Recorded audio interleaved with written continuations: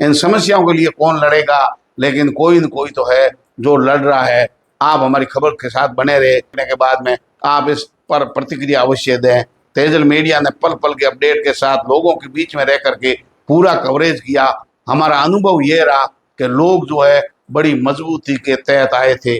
पैसे देकर के भीड़ बुलाई जाती है, गाड़ियां भेजी जाती है, जगह जगह पैकेट का वितरण होता है, और यहाँ तक कि नेताओं पर भीड़ जुटाने के आरोप लगते हैं कि सरकारी कर्मचारियों को लाया गया अथवा भीड़ के अंदर मजदूरोों को लाया गया, उनकी मजदूरी देने के पैसे देने के वीडियो वायरल होते हैं, बड़े शर्मनाक। लेकिन यहाँ जो है हनुमान बेनीवाल की आरएलपी की रैली के अंदर जोजरी बचाओ आंदोलन के अंदर देखा अपनी गाड़ियों से लोग आ रहे थे, किसी को कोई स्वार्थ नहीं था, एक भरोसा था अपने नेता के अंदर कि हनुमान बेनीवाल का एक इशारा है, बेनीवाल का आदेश है, तब तक हम यहाँ जुटे हुए हैं। नमस्कार, आप देख रहे हैं तेजल मीडिया, मैं हूँ प्रेमा राम बादू।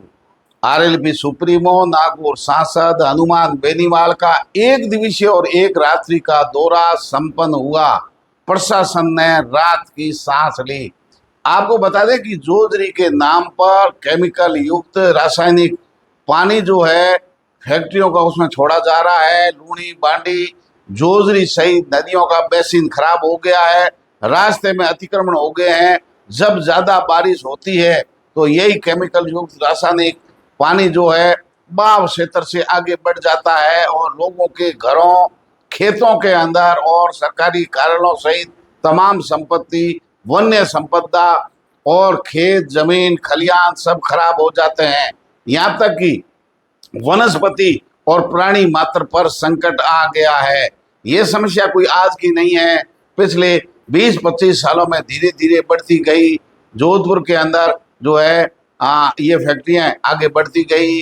कपड़ा धोने की खास करके जो फैक्ट्री है उनका जो पानी निकलता है केमिकल युक्त, उनको ट्रीट प्लांट के अंदर फिल्टर नहीं करके सीधा नालों में छोड़ा जाता है। नाले लगातार ढलान की ओर बढ़ते गए, फिर जो खाली जगह पड़ी थी जहाँ नदियाँ चल रही थी उधर नालों का रुख मोड़ दिया गया। ये समस्या धीरे धीरे बढ़ी, लेकिन पिछले 15 सालों में विकराल रूप धारण कर लिया है। बीच में कभी कभी कम बारिश के समय जो है नदियाँ नहीं आती है, लेकिन पिछले 2-3 सालों से देखें तो लगातार लूणी नदी अपने क्षेत्र के अंदर बाव क्षेत्र में आ रही है। अच्छी बारिश इस साल भी लूणी नदी आई, लेकिन कम बारिश के कारण कम पानी आया, लेकिन जोजरी की नदी को लूणी में मिला दिया। मूल स्वरूप उनका था, उनकी जगह केमिकल युक्त रासायनिक पानी डाल दिया गया। अब जो है धीरे धीरे पानी धवा से डोली, डोली से अराबा और अब चारलाई तक पहुंचने लगा है। खेतों के अंदर पानी भरा रहता है, मच्छरों की संख्या इतनी है कि लोगों का जीना दुभर है और पशु लगातार मर रहे हैं। प्राणी मात्र यानी पूरा जो इकोसिस्टम है वो खराब हो गया है। ऐसे में लगातार यहाँ आंदोलन हो रहा है। 1 साल पहले भी धवा के पेट्रोल पंप के पास सभा हुई थी, लेकिन उस सभा के बाद में जो है एक बार पानी सूख जाता है जब गर्मियों का मौसम होता है, लेकिन यही फिर धुपाई जब ज़्यादा होती है, धुलाई का काम जब फैक्ट्रियों में ज़्यादा होता है, फिर बारिश का, नालों का, सीवरेज का, इन सब के पानी की आवक के कारण जो है लोगों के घरों में, ऑफिसों में, खेतों में पानी भर जाता है। अब थोड़े दिनों पहले यानी 13 तारीख को थान सिंह डोली को गिरफ्तार किया था, यानी 11 तारीख से उन्होंने आंदोलन शुरू किया था। 14 तारीख को हनुमान बेनीवाल के आने का कार्यक्रम था। उनके बाद में 15 अगस्त आ गया। थान सिंह डोली को सुबह धरना स्थल से उठा लिया गया पुलिस द्वारा। बालोतरा पुलिस के थाने का घेराव किया। हनुमान बेनीवाल सक्रिय हुए। शाम देर होते होते आंदोलनकारियों और प्रशासन के बीच में वार्ता हुई। थान सिंह डोली को छोड़ दिया गया। शाम को ये तय किया गया कि 15 अगस्त राष्ट्रीय पर्व को देखते हुए 17 और 18 तारीख को आंदोलन करने की अनुमति दी जाती है। उसके बाद में हालांकि 14 तारीख को हनुमान बेनीवाल सालवा कला पास ही में आए थे, उनका कार्यक्रम तय था, लेकिन प्रशासनिक जो अमला था इसके लिए तैयार नहीं था। राष्ट्रीय पर्व में बाधा नहीं पहुंचाने चाहते थे, इसलिए आरएलपी के कार्यकर्ताओं ने इनकी बात को माना और हनुमान बेनीवाल ने दौरा स्थगित कर दिया। उसके बाद 17 तारीख तय हुई गई। हनुमान बेनीवाल ने वापस इस आंदोलन की ओर रुख किया। नागौर से थोड़ा देर से निकले, जोधपुर सेक्रेट हाउस तक पहुंचे। जगह जगह हनुमान बेनीवाल की पुष्प वर्षा और लोग ढोल नगाड़ों के साथ स्वागत कर रहे थे। उनका काफिला बड़ा लंबा था, लेकिन देर हो जाने के कारण कई जो कार्यक्रम हैं स्वागत के उनको स्थगित करना पड़ा। थोड़ा देर से हनुमान बेनीवाल पहुंचे, करीब 5 बजे जो है धरना स्थल पर हनुमान बेनीवाल पहुंचे। काफिला इतना लंबा था, पुलिस चाक चौक के साथ चप्पे चप्पे पर तैनात थी। आरएलपी कार्यकर्ताओं का जोश देखते ही बनता था। इस बार स्थानीय लोगों की भी खासी भीड़ जुटी। कार्यकर्ता हनुमान बेनीवाल की सेना के सैनिक तो जुटे ही जुटे, लेकिन बालोतरा, आराबा, दवा डोली आसपास के जो पीड़ित लोग हैं, इस समस्या से जो त्रस्त है, वो लोग भी बड़ी संख्या में वहां जुटे। हनुमान बेनीवाल हालांकि गर्मी और उमस बहुत ज़्यादा थी, लेकिन बेनीवाल एक युवा की भांति मंच पर डटे रहे, बुजुर्गों से बतियाते नजर आए। काफ़ी समय तक प्रशासन को चेतावनी देने के बाद में बेनीवाल लड़ाके हैं, लंबे समय से अनुभवी नेता है, इसलिए कहा कि अभी हम कूच करेंगे। प्रशासन को अंदेशा था कि जोधपुर की ओर कूच कर सकते हैं। उन्होंने सारी व्यवस्थाएं, बैरिकेडिंग और पुलिस का भारी जाब्ता जोधपुर की ओर लगाया, लेकिन उसके बाद में हनुमान बेनीवाल के पास वार्ता का जो है नोता आया। उनकी टीम वार्ता के लिए गई, लेकिन बात नहीं बनी। उनके बाद बेनीवाल ने अचानक मंच से घोषणा की कि सबके लिए भोजन की व्यवस्था की जाए। भोजन व्यवस्था के बाद में तय करेंगे, कूच जरूर करेंगे, लेकिन किस ओर करेंगे। प्रशासन के पास जो है चेतावनी भरे लहजे में कहा कि 1 घंटे का समय है, वो धरना स्थल पर आकर के संतुष्ट कर रहे अथवा अपनी मांगों पर विचार करके जवाब दें। लेकिन उसके बाद रात्रि 2 बजे तक कोई प्रशासन की ओर से इस तरीके का ठोस आश्वासन नहीं मिलने के बाद में हनुमान बेनीवाल ने अचानक माइक उठाकर घोषणा कर दी, बालोतरा की ओर कूच करें। कार्यकर्ता तैयार हुए, अपनी गाड़ियां निकाले और सुरक्षा के साथ बालोतरा जिला मुख्यालय यानी कलेक्ट्रेट का घेराव करने के लिए कूच किया जाए। 2 बजे आह्वान के बाद आरएलपी की सेना, वहाँ के कार्यकर्ता, स्थानीय लोग, हनुमान बेनीवाल से जुड़े हुए लोग, वहाँ के पक्ष जो है, जो पीड़ित लोग हैं, ये सारे वाहनों के द्वारा, पुलिस भी आगे पीछे सरपट दौड़ती हुई गाड़ियां भी नजर आई। पुलिस का जो बंदोबस्त था सारा हनुमान बेनीवाल की सेना के आगे पीछे लग गया। बालोतरा की ओर गए, कई जगह कार्यकर्ता बैरिकेडिंग को हटाते नजर आए।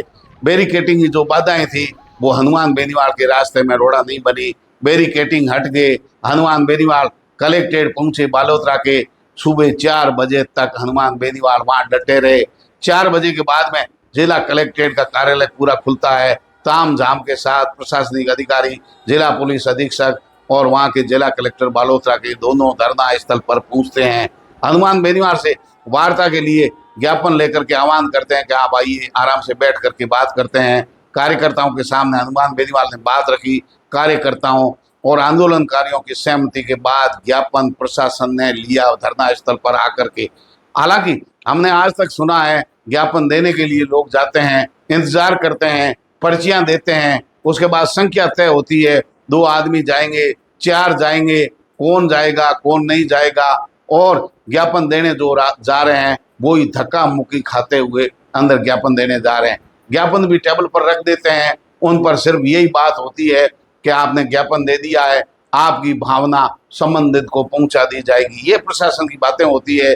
लेकिन इस बार जो दृश्य था वो ज्ञापन देने के बजाय प्रशासन ज्ञापन लेने के लिए मौका स्थल पर यानी धरना स्थल पर जहां हनुमान बेनीवाल खुद डटे हुए थे वहां पहुंचे।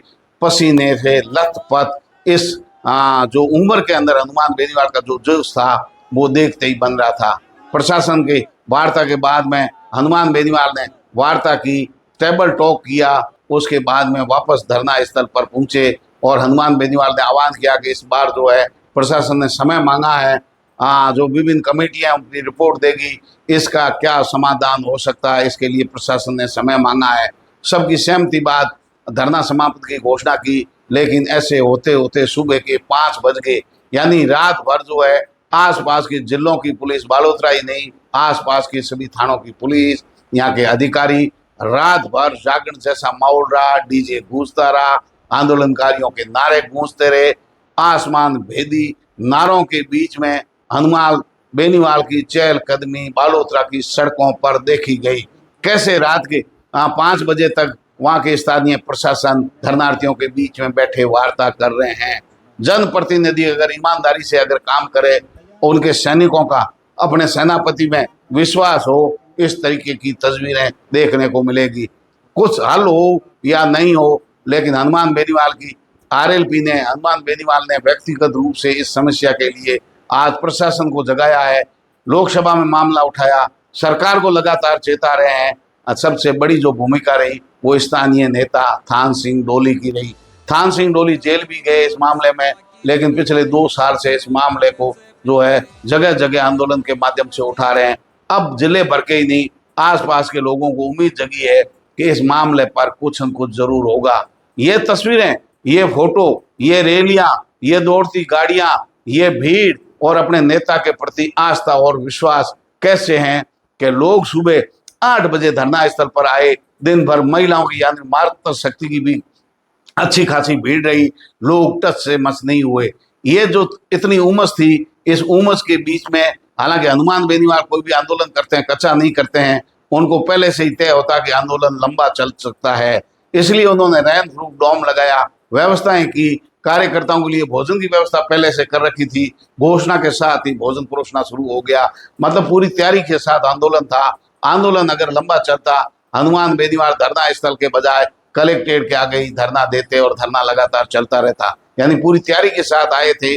प्रशासन जब तक मौके पर आकर के ज्ञापन नहीं लेता है तब तक ये आंदोलन जारी रहेगा। लेकिन देखने की बात ये थी, कोई भी कार्यकर्ता इधर से उधर नहीं हुआ, रात भर डटे रहे, दिन भर डटे रहे। सुबह 5 बजे के बाद में धीरे धीरे धरना स्थल की ओर लोग लौटने लगे। अभी भी वहाँ जो है कार्यकर्ता बैठे हैं, लेकिन हनुमान बेनीवाल ने प्रशासन के साथ वार्ता करके ये जता दिया कि नेता, जनप्रतिनिधि अगर उनकी इच्छा शक्ति हो तो किसी भी क्षेत्र में जाकर के लोगों के दिलों पर राज कर सकते हैं, मांगों को उठा सकते हैं, प्रशासन को चेता सकते हैं, कान खोल करके सुनने के लिए मजबूर कर सकते हैं।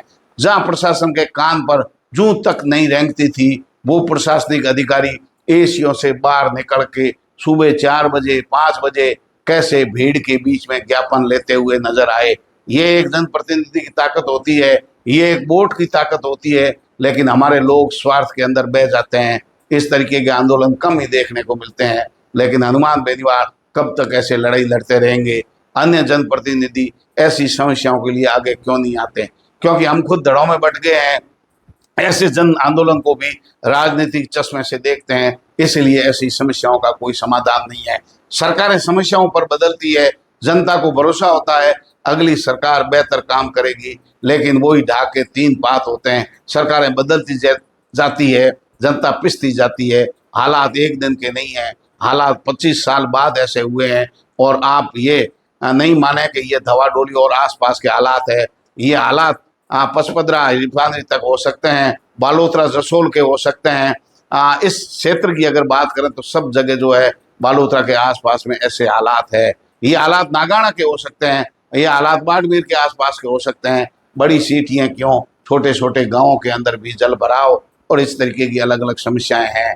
इन समस्याओं के लिए कौन लड़ेगा? लेकिन कोई न कोई तो है जो लड़ रहा है। आप हमारी खबर के साथ बने रहे, पूरी वीडियो देखने के बाद में आप इस पर प्रतिक्रिया अवश्य दें। तेजल मीडिया ने पल पल के अपडेट के साथ लोगों के बीच में रह करके पूरा कवरेज किया। हमारा अनुभव ये रहा कि लोग जो है बड़ी मजबूती के तहत आए थे।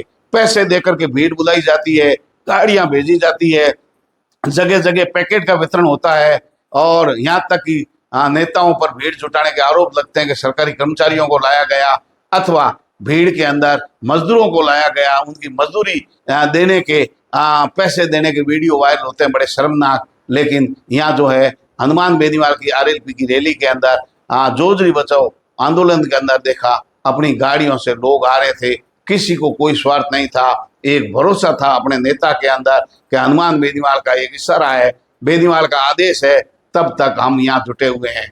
वहाँ जो व्यवस्थाएं, हालांकि हनुमान बेनीवाल अपने सिपाहियों का पूरा ध्यान रखा, सभी व्यवस्थाएं की, लेकिन किस तरीके से बिना स्वार्थ एक नेता के अंदर भरोसा जताते हुए इतनी बड़ी समस्या जो विकराल काले पानी की सजा वहाँ स्थानीय लोगों को मिल रही है, उनके बीच में दिन ही नहीं रात भर हनुमान बेनीवाल के साथ उनकी सेना जुटी रही, निस्वार्थ भाव से जुटी रही।